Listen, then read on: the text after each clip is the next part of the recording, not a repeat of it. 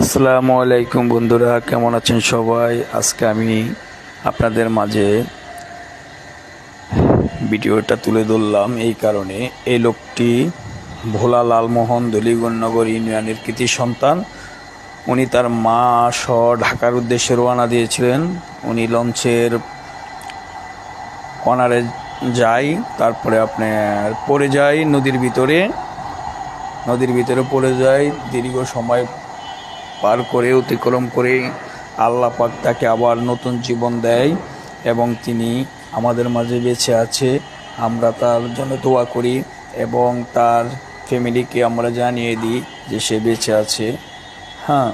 এবং এই লাইভটা আমরা সব জায়গায় ছড়িয়ে দিই, সবাই শেয়ার করি, যাতে তার পরিবার, আত্মীয় স্বজন এবং লালমোহন তজুমুদ্দিনের সকল মানুষ জানতে পারে, ভোলা জেলার সকল মানুষ জানতে পারে যে ভোলা থেকে ঢাকার উদ্দেশ্যে রওনা দেওয়ার পর এই লোকটা নদীতে পড়ে যায়।